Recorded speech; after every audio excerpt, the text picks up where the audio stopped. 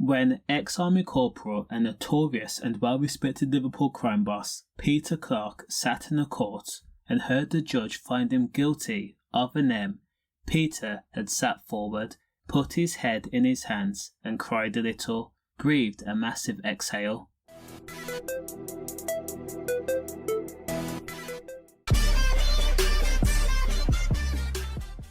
The gallery was said to have been stunned after the judge sentenced Peter Clarke, who was only 23 years old at the time and was assigned to the King's Regiment in the army, to life for the fatal of Stephen Lawlor. The M took place on May 19th of 2001. The jury had listened to the facts set out by the prosecution and the defence team, where the M was described due to the fact that proud and influential families, the Clarkes and Lawlors, had disagreed on certain terms as they both operated in the realm of security businesses, providing bouncers and door staff to pubs and clubs. The end result would destroy both families. Now there was definite tension and ill will between the two groups that lasted for 5 months.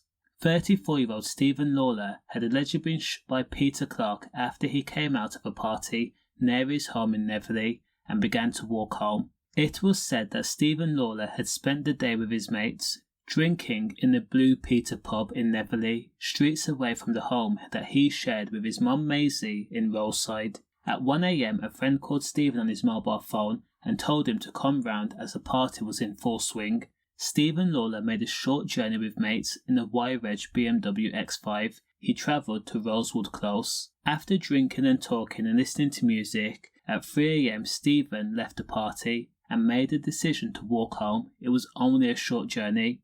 It was then that Stephen allegedly came face to face with ex-soldier Peter Clarke, gun in hand, a pistol. Relentless, proper and pro-efficient, Peter allegedly pointed his gun at Stephen Lawlor and then pressed the trigger.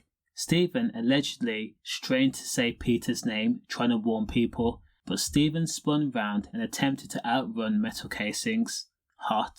However, he was struck in the chest, arm and legs. Stephen continued to walk/run until his legs would no longer work. Sadly, he was pronounced dead a short time later. Within 48 hours, Peter Clarke then walked into the Admiral police station with his solicitor, turned himself in, but his statement was clear. He had not anyone. Now, in part, the prosecution believed that Peter Clarke was responsible for the M because of his role in the army was to handle GUNs, so he was very proficient in striking the targets. After the M, Peter had allegedly fled the scene in at least 3 different cars to murky their tracks. BMWs, all owned by Premier Security Retail, a security business that managed most of the clubs in Liverpool, and it was owned by Peter's brother, Stephen Clarke. All 3 BMWs were said to have been speeding through the estate right after the in South Liverpool, and they were captured on CCTV. Now, the M of Stephen Lawlor led to catastrophic situations for both the Clarke family and the Lawlor family. Ian Clarke, which was Peter's older brother, was dead at a set of traffic lights in Toobrook. A month later, Tony Lawlor, which was Stephen Lawlor's older brother, had been fatally by GUN men who leapt out of the back of a transit van and started firing.